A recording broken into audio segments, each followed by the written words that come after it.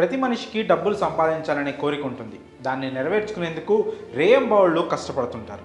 అయితే చాలామంది తాము చేస్తున్న ఉద్యోగంతో పాటు అదనంగా వేరే ఇతర పనులు చేస్తూ ఎక్స్ట్రా డబ్బులను ఆర్జిస్తుంటారు. ఇలా ఎక్కువగా మనకు మగవారే కనిపిస్తుంటారు. కానీ కొందరు మహిళలు కూడా తమ ప్రతిభతో మంచి ఆదాయాన్ని సంపాదిస్తుంటారు. అందరూ స్మార్ట్ ఫోన్ని తిట్టుకుంటారు, కానీ ఓ మహిళ మాత్రం అదే స్మార్ట్ ఫోన్తో గంటకు 400 రూపాయల ఆదాయం సంపాదిస్తూ అందరికీ ఆదర్శంగా నిలుస్తుంది. మరి ఆ మహిళ సక్సెస్ స్టోరీ ఏంటో ఇప్పుడు తెలుసుకుందాం.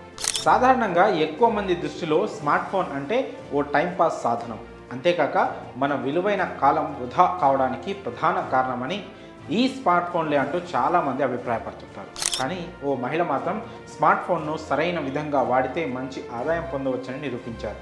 నేటి ఆధునిక యుగంలో వస్తున్న అవకాశాలను అందిపుచ్చుకుంటే బాగా సంపాదించుకోవచ్చని ఆమె నిరూపించారు. మహారాష్ట్రలోని పూణేకు చెందిన బేబీ రాజారాం బోకాలే అనే 55 ఏళ్ల మహిళ స్మార్ట్ ఫోన్తో గంటకు 400 రూపాయలు సంపాదిస్తూ అందరినీ ఆశ్చర్యపరుస్తున్నారు. సాధారణంగా ఒక ఐడియా జీవితాన్నే మార్చేస్తుందంటారు, కానీ ఆమెకు వచ్చిన ఐడియా నలుగురి జీవితాలనే మార్చేసింది. మసాలా దినుసులు, ఎండుమిరపకాయలను గ్రైండింగ్ చేసే చిన్నపాటి వ్యాపారాన్ని ఆమె నిర్వహిస్తున్నారు.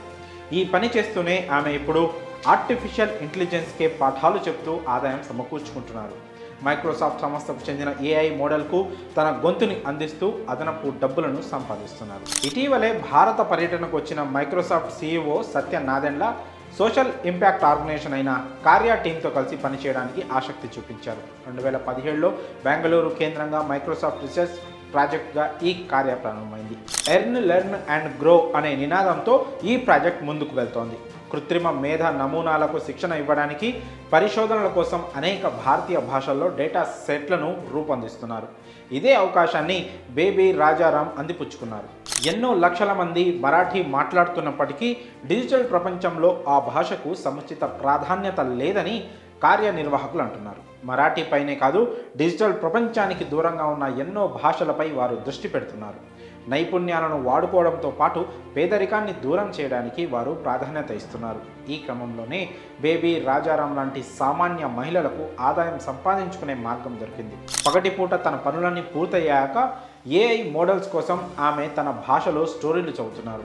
బ్యాంకింగ్, సేవింగ్స్, ఫ్రాడ్ ప్రివెన్షన్లకు సంబంధించిన అంశాలను ఇన్ఫర్మేటివ్, ఎంటర్టైనింగ్ విధానంలో రూపొందించి అందిస్తున్నారు. ఏఐ టెక్నాలజీకి సంబంధించి ఆసక్తికరమైన విషయాలు తన స్మార్ట్ ఫోన్ ద్వారా బేబీ తెలుసుకుంటున్నారు. మరాఠీలో ఏఐ టూల్స్ అందుబాటులోకి వస్తున్నందుకు సంతోషంగా ఉందని ఆమె అంటున్నారు.